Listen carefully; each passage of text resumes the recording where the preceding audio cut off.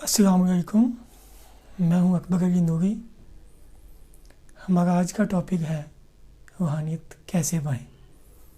इंशाअल्लाह पहले की तरह इस मौजू को भी कम से कम वक़्त और कम से कम अल्फाज में आपके सामने। रूहानियत के लिए हमें 3 चीज़ें चाहिए। नंबर 1,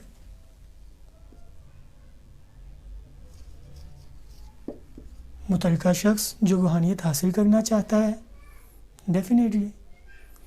नंबर 2,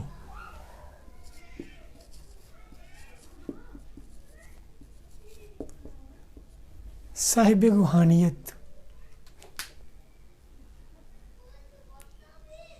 इस बात की दलील ये है कि आज तक कोई भी शख्स ऐसा नहीं हुआ जो अपने मुर्शिद या रहबर के बिना रूहानियत पा सका हो। मिसाल के तौर पर मेरा तल्लुक़ पाकिस्तान के शहर पाकपतन से है। इस शहर में हज़रत बाबा फ़रीद मसूद गंज शक्कर जैसी अजीम हस्ती मौजूद है, बल्कि ये शहर पाकपतन उन्हीं की वजह से जाना जाता है।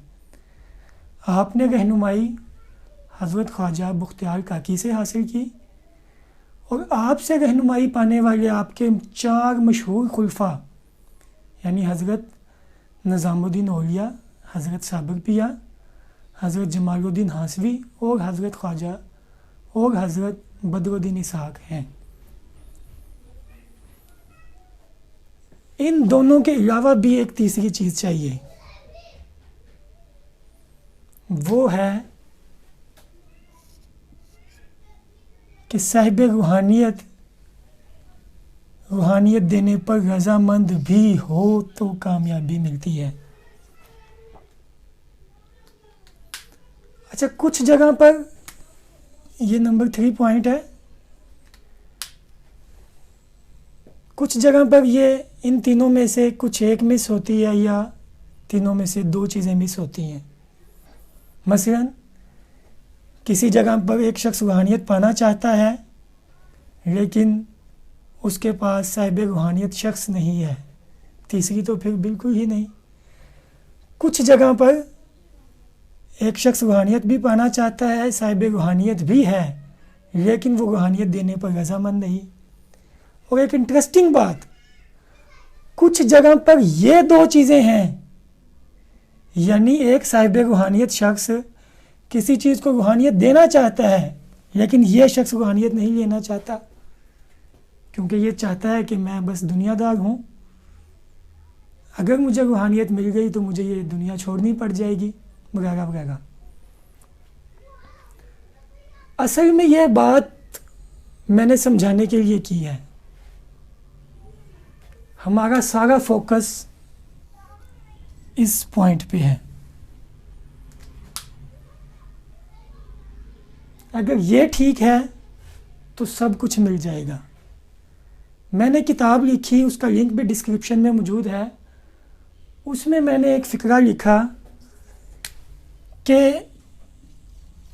इखलास और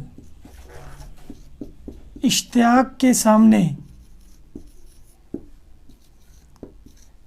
हिजाबात नहीं ठहरते।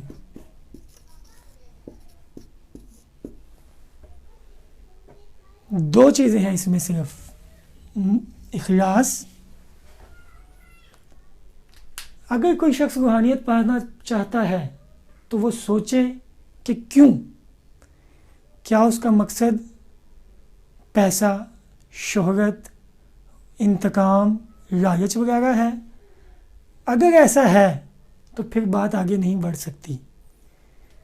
उसे अपने मन को साफ़ करना है, अपनी सोचों को साफ़ करना है कि वो रूहानियत क्यों पाना चाहता है। अगर उसका मकसद, रूहानियत हासिल करने का मकसद अल्लाह की रज़ा है, अल्लाह का कुर्ब है, तो ये उसका एक पॉइंट मुकम्मल है। उसके बाद है इश्तियाक, यानी किस हद तक उसे शौक़ है, उसने ढूंढा है किसी साहिब रूहानियत को, किस हद तक तगोदो की है, कोशिश की है। बहुत से लोग तो कहते हैं कि हमें तो कोई साहिब रूहानियत मिला ही नहीं। तो मेरा उनसे सवाल है कि उन्होंने ढूंढा कितना? जब आप ढूंढेंगे तो अल्लाह ताला आपके आगे से पर्दे उठा देगा और ये साहिब रूहानियत कितने भी पर्दों में छुपा होगा आपके सामने ज़ाहिर हो जाएगा। आपका काम सिर्फ इखलास और इश्तियाक, खुद को देखें, खुद को प्योर करें और शौक़ रखें और ढूंढें। इंशाअल्लाह आपका मकसद पूरा हो जाएगा। अगर आप में दोनों चीज़ें हैं और आप रूहानियत तक नहीं पहुंच पाए तो फिर ये देर है, अंधेर नहीं। इंशाअल्लाह जल्द ही मंजिल आपके सामने आ जाएगी अगर आप इन दो चीज़ों पर पूरा उतरते हैं। उम्मीद करता हूँ कि इस मुश्किल बात को भी आसान लफ्ज़ों में आपके सामने पेश कर दिया है। इंशाअल्लाह एक नए मौजू के साथ अगली वीडियो में मुलाकात होगी। अल्लाह हाफिज़।